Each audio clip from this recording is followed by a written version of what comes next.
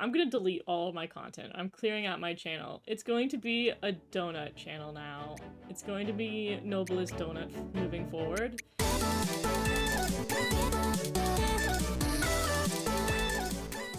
Hello and welcome back to You and Idol Precure episode 27. And right off the bat, we are employing people. Like, thank God they immediately gave Tanaka a break. They're like, time to get the fairies in the mines. We got 2 new members of the team and we're putting them to work. We gotta make up for everything that's happened. Y'all gotta start sealing envelopes to mail out with all of the member cards. Like, get to it. Get to it. We're starting off strong. So strong, in fact, that Nana comes in. This is gonna put her a little higher up on my character ranking. She comes in with donuts. Like, oh my god, look at these donuts. This is already such a well-rounded episode in every way. I love a good donut. Like, look at them just sitting there eating the donuts. Everybody's got their own little plate. It's so cute. And then I see those girls about to go in for seconds. I see them about to have another donut. Come on. Come on now. Donut love. It's not Precure without a donut. Also, I don't know if they've ever done a far shot of Kiriki Land. Maybe I just wasn't paying attention. But, like, I like that it's... I guess it's a Sakura blossom, but wouldn't it make more sense if it was, like, a peach blossom? Because, like, the whole peach thing, I guess it's just, yeah, I guess it's just a cherry blossom that's, like, a world nestled inside a floating cherry blossom. I think it's a very pretty design. I wish it wasn't super destroyed, because I feel like, similar to the garden that we had in Wonderful Precure, I feel like this would just be a cool place to walk around. I feel like I was spoiled. I feel like I was spoiled in Wonderful Precure, because I did like going to the garden. I did like going to our supernatural, really pretty thing. You know? This would be a cute Lego set, you know? I digress. In the meantime, we get our backstory for our baddies. We have Katine explain that he was selfish. Also, something that was kind of pointed out before that I think is worth taking note here is that the 8th notes are upside down for our villain fairies. But it seems like that's just a normal thing because they're also upside down for this little lion knockoff clearly came from Wonderful Precure fairy over here. Not lion, that's a tiger. I know my animals. But he explains that he was selfish and it really bummed him out. Zakudine also seemed to have had his problem where he's rejecting the kindness of blue characters. Being like, huh, that's ugly. I don't like it. Like, okay. And he's like, oh no, I was tsundere. Why did I do that? I do like, though, that at least the 2 of them were self-reflective. They're like, dang. Our negative emotions are keeping us from getting along with people in the garden, rather than being like, I like my negative emotions and everyone else sucks. Like, it's kind of cute that they were self-reflective before they became victims.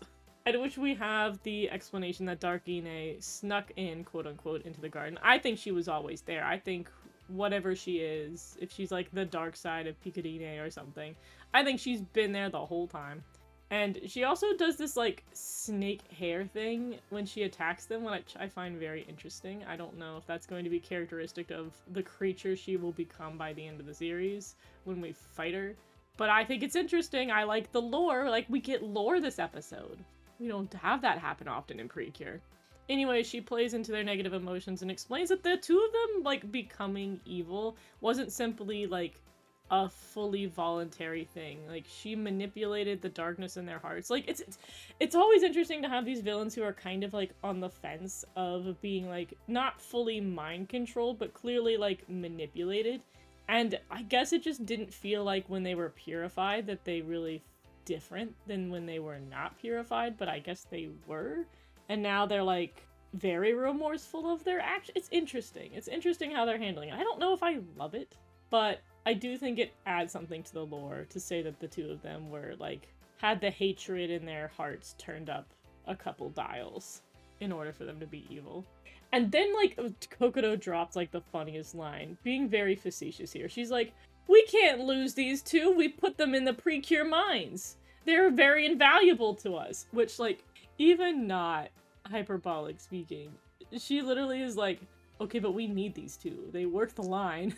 And they're like, oh my god, I'm so glad you value us. And I was like, she just wants to slave drive you. She does not appreciate you guys as people. She appreciates you guys as slaves. I'm, like, losing it. Nonetheless, we move on. Yukatin being like, by the way, the reason why I totally became your guys' biggest fan as number one was because of the videos that Pudidun posted, which I find so wild because this is one of those moments where the story writing is just not there, where they tried so hard to make this statement that, like, taking videos of people without their consent is a big no-no. But Pudidun just did it, and outside of the dumb consequences that were, like, just not fitting the punishment, in the end they're like, it's because Pudidun uploaded those videos without your permission that everything has been able to happen in the series. And now, like, obviously Toei's, like, being like, hey, by the way, you should follow our YouTube channel. Here's the importance of YouTube channels. I'm like, you guys just absolutely have flatlined that messaging. There could have been so many other ways you could have gone about it to say that, hey, you need to get permission to do videos of people and then post them online. Like, honestly, all it took was Pudidun to ask after the first time, to be like, ask the characters afterwards and be like, hey, is it okay if I post this video? And they say, yeah, sure. Like, Kyun 100% would have said yes the second afterwards. And we could have cleared that whole bit. Instead, we played it for, like, a really cheap joke that wasn't that good. And then the meaning is completely lost to the children. Because, like, again, all this is teaching you in hindsight is that absolutely upload every single video that you think could potentially go viral because it could save the day. Just like it did for this dude. So, again, the lesson's not lessening very well. Nonetheless, they all take it up and they decide to start the YouTube channel, and it's going well. There is this funny bit that they do where they have, like, one like counter for the YouTube channel, which is not how YouTube works. And it keeps, like, going up incrementally. And I'm just like, there's no like button for a whole YouTube channel. There's like buttons per video, but they keep having the same like counter go up, and I was like, do you guys mean a subscriber count? Do you want to, like, actually put that down as a subscriber count and not with a heart like it's a like button? This is me being on social media and being picky about this. I'm like, this is my job. You need to know the app you're parodying. I feel like the people working on the show have not actually touched YouTube before. Anyways, we now bring up the concept of having to diversify our portfolio and what kind of content we're going to have on our channel. And you know what? This really inspired me. Watching Zakyun do a whole video about 50 different ways you can eat the taco sausage has inspired me to, I'm gonna delete all of my content. I'm clearing out my channel. It's going to be a donut channel now. It's going to be Noblest Donut moving forward. And I'm just going to teach you guys all the different types of donuts and how you can eat them and the value of donut holes. Like, this is the pivot for my channel. This is the new content going forward. I quit YouTubing today to be a donut creator. And then, like, this is me being such a nerd. I was like, oh my god, yes, Kierwink, teach me about lighting. Teach me about 3-point lighting. Tadaka about how you have 2 spotlights behind you and then you have a main light in front. Tell me all about 3-point lighting. And instead, she signals to the nearest alien colony to invade Earth. That's what we did instead. I don't even know how... First of all, how are you powering the spotlights? You're outdoors in the middle of a garden. Like, how far are those extension cords reaching? How bright are those lights if they're just, like, remote battery powered? I've got questions, and I need answers. We move on to Kiss, which I do think it's funny that we skipped Uta and Kokoro for ideas here. Like, Kokoro could be doing, like, Kokoro DDR, and I guess Uta would be like, you can turn anything into a song. But instead, we sped up to Kiss, and they're like, Kiss, it's your turn. And she's like, girl, I don't even know why I'm here. I don't know what we're doing. But don't worry, Kokoro is big brain, and honestly, this is reasons why I genuinely think would have been a better opportunity to push the friendship between Meridon and Kokoro here, just because Kokoro knew exactly what was going to, like, make Meridon happy. And they just underplay it. And if anybody has read the episode titles, it looks like we are in for a Meridon storm coming up. But by the time it seems that we will get the power-up, we will finally be over the Meridon. But it also feels like we will not finish that until after the early 30s. So, heaven forbid we have any character development and any closeness with Meridon and the rest of the team. They have dragged this out. It has made me annoyed. This would, like, if they could just have the freedom to have her actually be getting closer to the team like we did with Nyami, this would have been the perfect opportunity just to be like, wow, Kokoro really understands what makes me happy. Maybe I should be friends with her.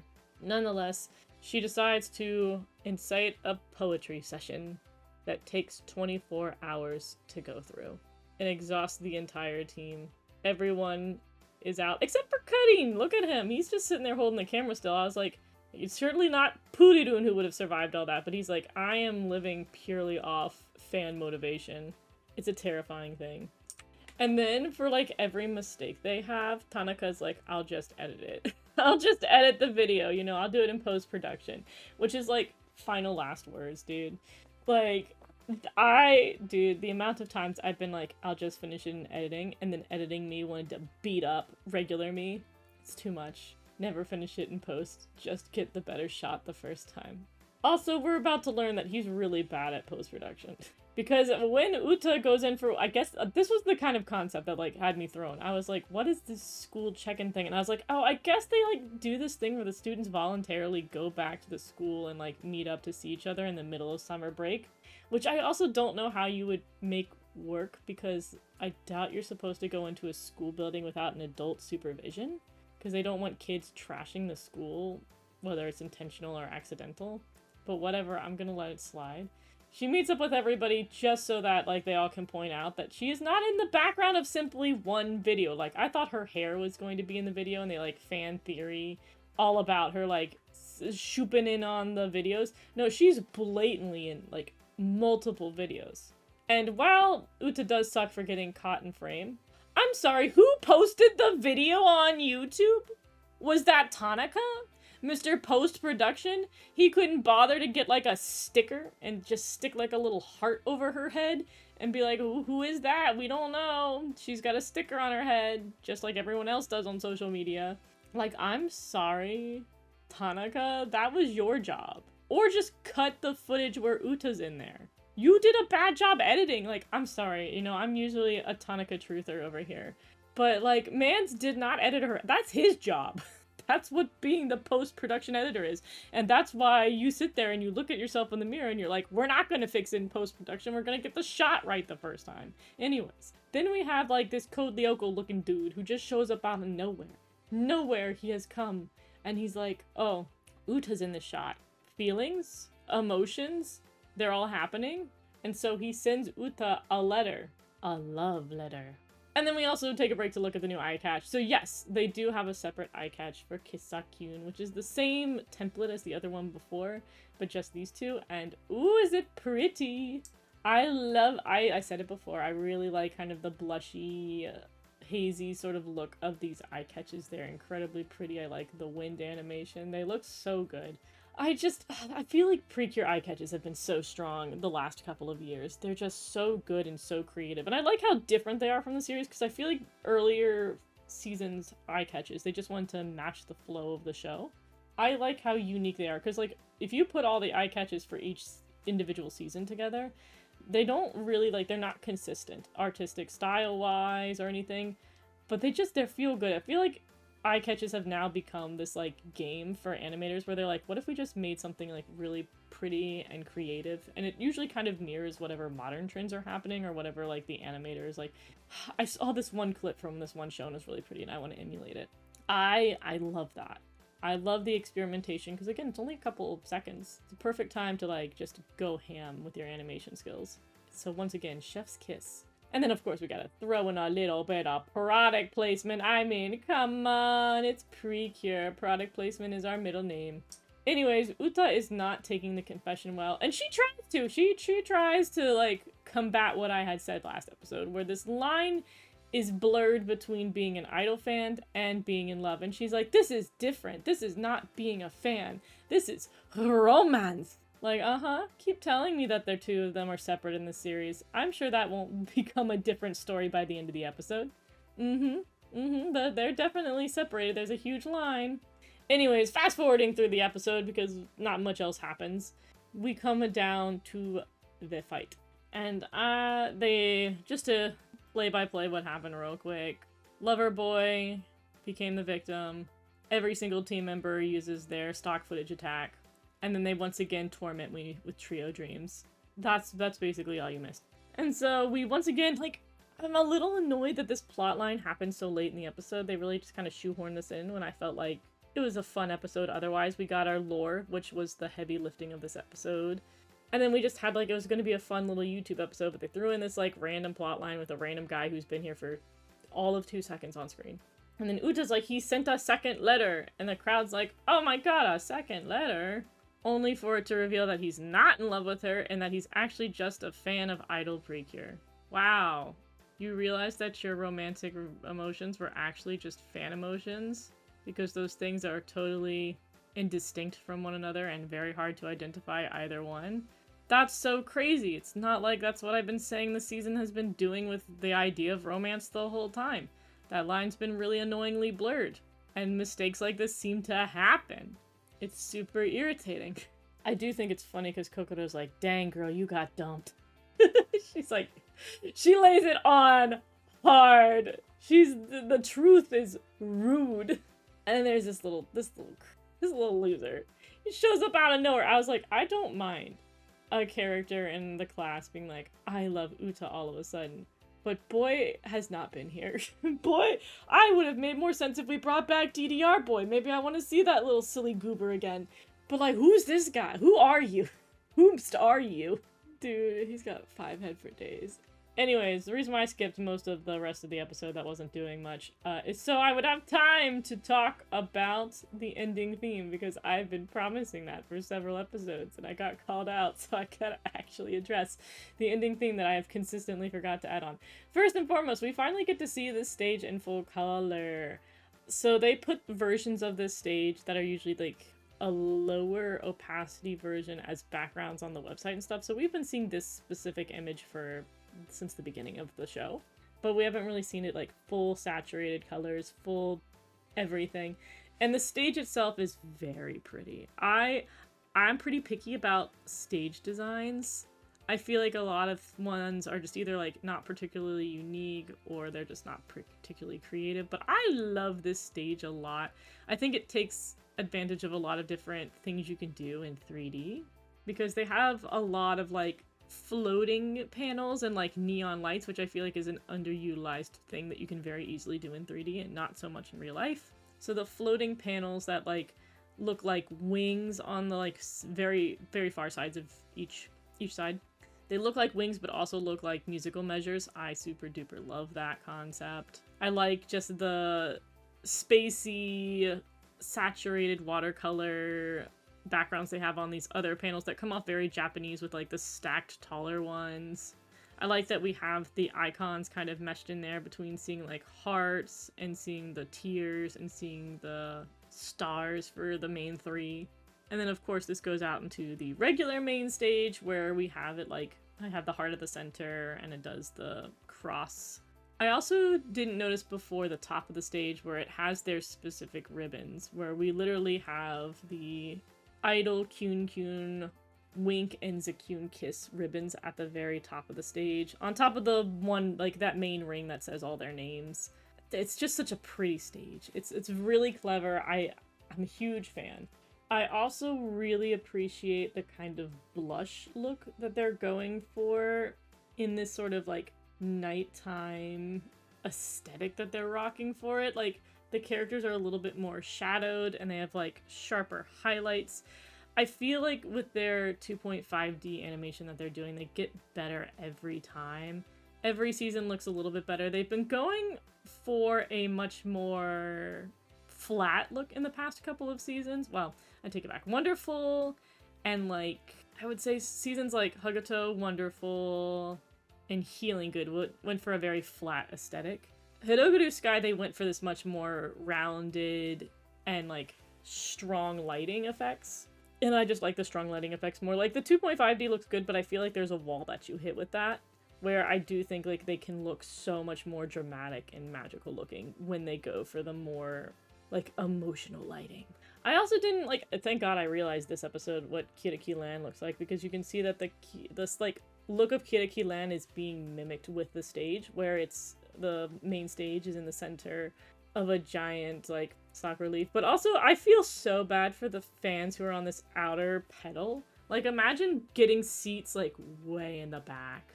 Girl, you won't see anything. You're gonna need like a couple jumbotrons to see the people that you came to see live. Oh, I feel so bad for this audience.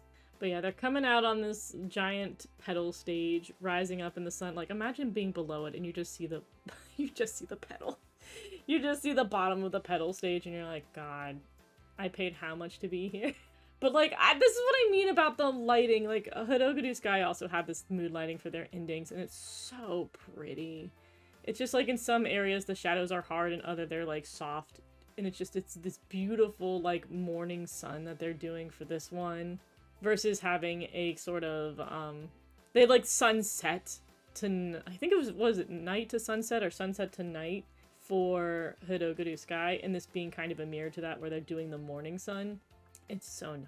I also like that they mirror the song choice for this being much softer the same way they did for Hodokudu Sky's ending too. I normally like a more bombastic ending. I'm huge into like the heart catch ending too is still my favorite. But I do like the softness of this. I like just it's kind of fun and soft and just chill. And I feel like it really matches. Like, I think, again, this aesthetic is what really brings it for me, is it matches the energy. Same with Hodokudu Sky's second ending. It's not my favorite ending in the universe just because it's a much more chill ending. But the visuals really match the mood, and that is what sells it to me. I also think that they continue to get really good at expressions with 3D models. I think that's one of the hardest part of doing 3D, is just like the expressions look garbage for the longest time. Like, you could have them smiling and that was about it. And even then the smile would look a little weird because the mouth is 3D and you need the mouth to look really 2D. Like right here, they're doing such a good job at like outlining her, I guess like the anime equivalent of lips.